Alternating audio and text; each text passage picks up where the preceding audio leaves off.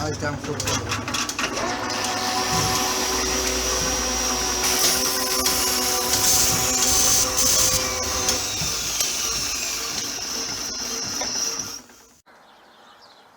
Afternoon, folks.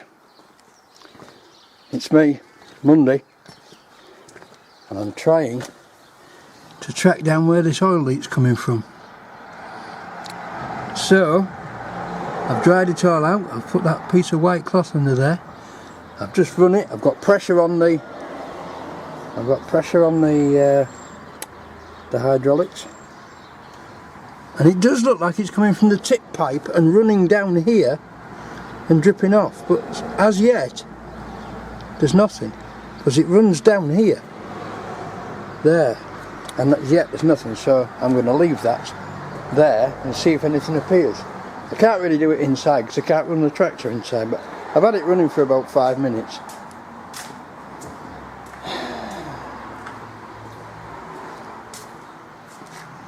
What's this? Who fell for it? There's so much in the forums about parkside plasma cutters that I thought I've got to have one. The thing is, I've got this wonderful metal guillotine, right, which will cut quite thick metal, but as soon as it becomes beyond that, what that will cut, it's angle grinder and cutting this time. It's messy, it's horrible, and this will be much better. So after a humorous discussion with my missus, who can go through money like I go through socks, I decided I was going to buy this for myself, because I haven't bought myself anything for ages, and most of the stuff she'd spent money on has gone to the charity shop now, so I thought I was due for something. So let's unbox it and have a look at it and see what we think. It's very light, but it looks okay, and it's got 3 years warranty on it, so there you go. I'll bring you back when it's out the box, because I'm not going to show you unboxing because I think it's naff. Right, bye now. So here we have it, folks. Very small, quite heavy attaché case style thing. An airline, an earth lead, and a torch. Little kit of wearables, and a set of instructions. That's spare nozzles for there. And it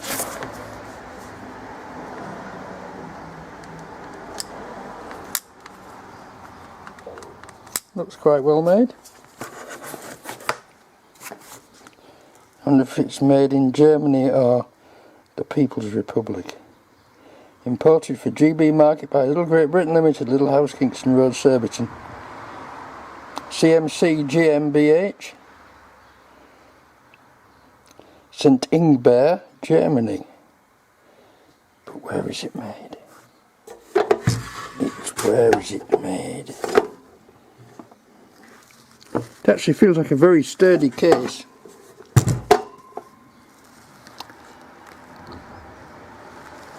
AC 230 volts, one phase at 50 cycles.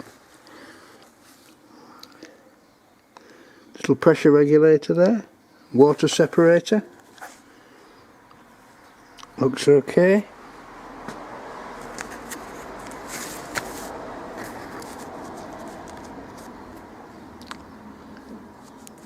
Doesn't say. Right, let's get out the instructions and put it all together. Let's see what it does. Bye now. Here we go, folks, first cut. I'll try not to stand in your way. Please allow me time to don my protective safety equipment as required by the instructions. What do I do with those gloves? I've lost my rubber gloves. I carry them back in here.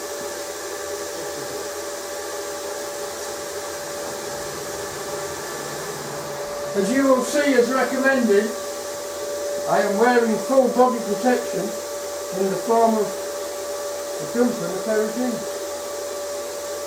Off we go. Unlock that. There's all the metal.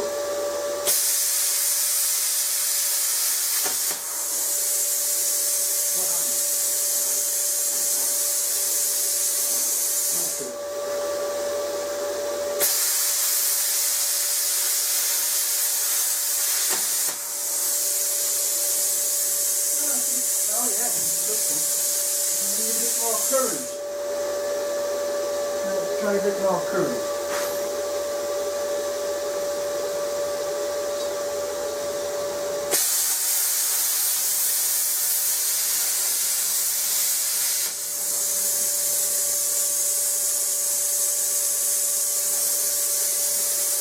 Yes, I can see there's a learning curve here.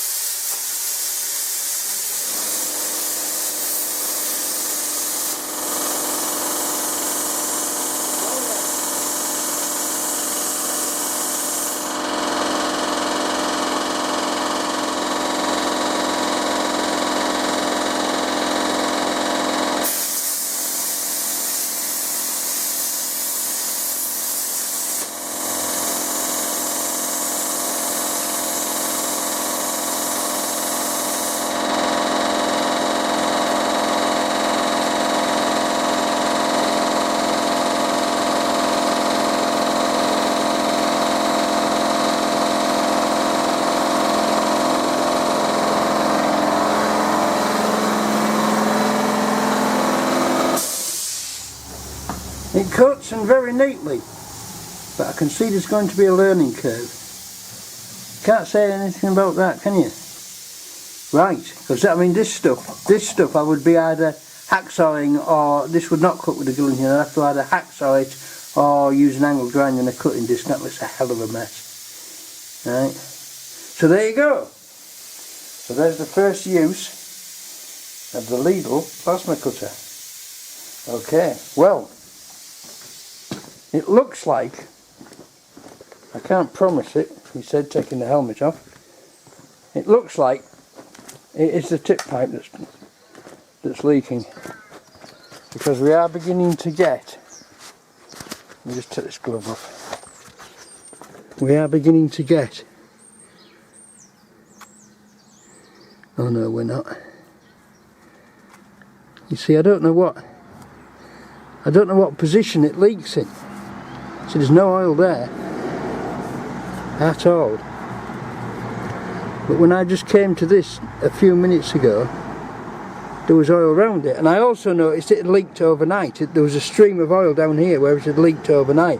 Now when it's overnight, the hydraulics are let down and it's just sitting there. And yet it leaked. So what I'm going to do is just carry on leaving this. Because obviously if it's the tip pipe, it's simple. I just have to remove that clamp there, take that pipe out, take this pipe out and remake the joint.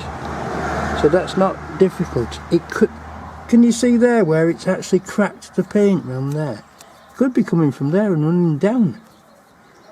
But I don't know, it's bloody odd. It's not much, but it's just too much to ignore.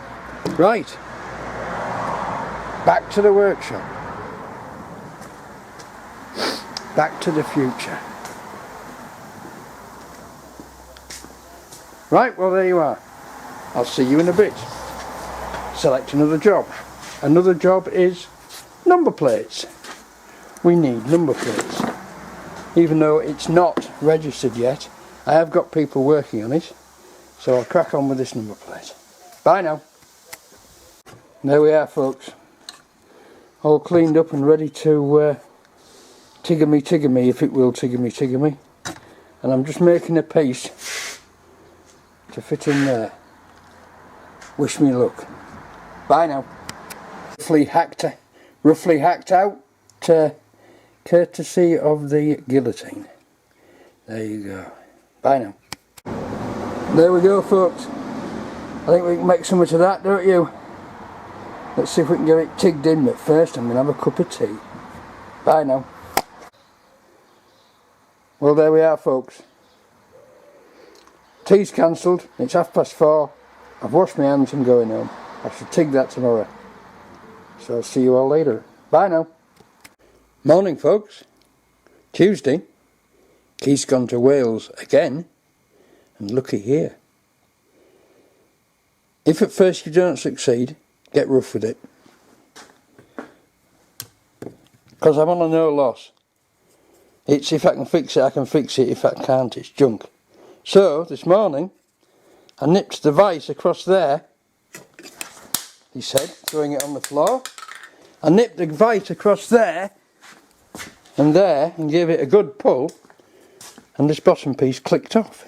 As soon as the bottom piece had clicked off, I could get the knife up there to free it, and it all slides out. And I think I found the problem. I think, if you look at that tiny little switch there, which is surrounded by blackness, I think that had arced out. It's not been pressing closed properly. Oh, it may of course be something in the electronic circuitry that's jiggered and has caused something that suppresses the arc, that has caused the switch to arc. But we'll find out in a minute, because it's actually, although it feels like it's a permanent magnet motor, it's actually got brushes in it as well.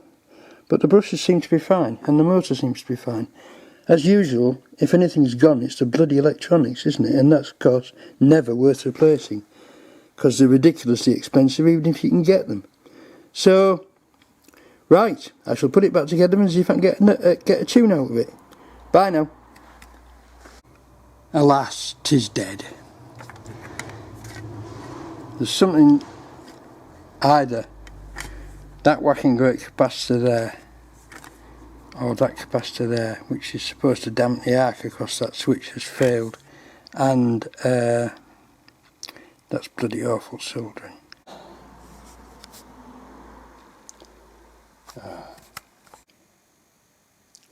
Well, folks, it wasn't all for naught, because this will go, when repaired, this will go up on my wall. But it strongly looks like I can't have PBT 229, because I have no documentation to connect the tractor number, which is on the bulkhead, with PBT 229. And under those circumstances, they issue you an age-related number. Well, this is an age-related number. Why can't they issue me this one, seeing as they've no record of it? It's a ridiculous situation, but DVLA are what they are. They have to stick by their rules, I suppose. Seems a shame though, when it's carried this plate since 1955, and then all of a sudden it has to have another one. Never mind. Bye now. Tip pipe done, people.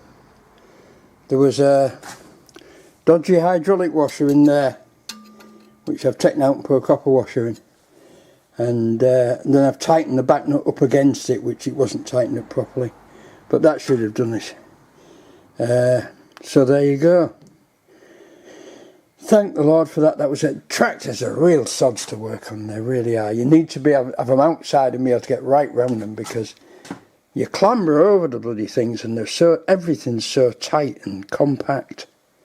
You know, you can't get a swing to turn this pipe loose. You can't get a swing to turn this pipe loose. Just awkward. Just awkward. Never mind, it's done now. See you later. And there we go, folks. Bag of rivets. Rivets fitted. So, now it's off for sharpening.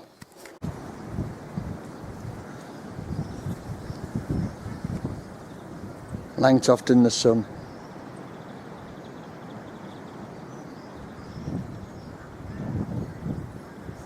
Beautiful day. Clear blue skies. You'd never know it. Bye now.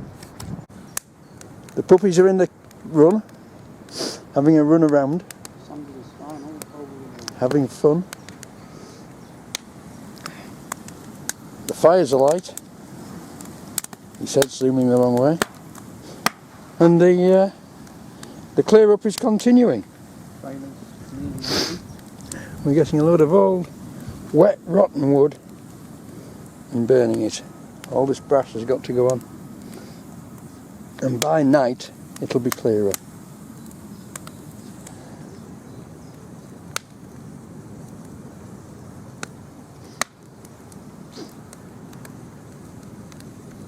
And Teddy's still trying to escape.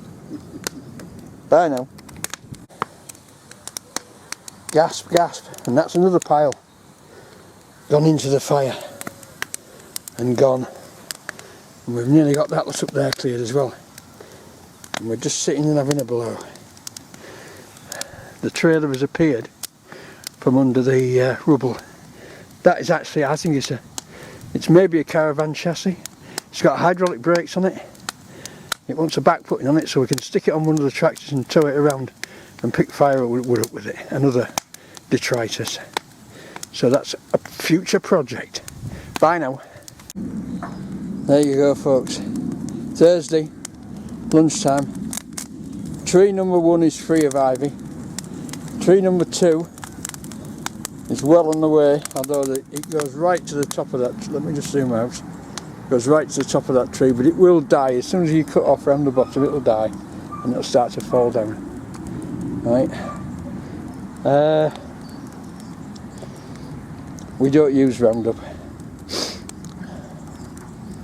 but we need to get rid of this ivy. We need to kill it off. We need to rake it out and dig it out and otherwise destroy it, and keep a weather eye open for it when it starts growing again, because it will destroy these trees. And I mean, look at the height of that one. We don't want that falling in the road, do we? So, fires are light. It's all being disposed of. And we're taking a breather so we don't have heart attacks. Bye now. There we are folks. Proof positive that ivy kills trees. They are dead branches that just broke where the ivy's completely surrounded it and strangled it. Splits the bark, the water gets in, and then it's all over for the tree. I think we've probably saved that. There's still some way to go, but we've got most of the ivy off from around the bottom of the trunk. We just have to clear the crook of the tree out now, so that it's not holding water in there. And all the ivy that's in the tree will gradually die and lose its grip and fall out. So there you go, and it's just coming on to rain again. Bye now. There we are folks, packing up time. We've cleared all this lot down. We've got all the ivy off there. That'll die now in the tree and fall out. We've almost got all of it off here. As you can see, it's very advanced on this tree, but it will all shrivel up and die now.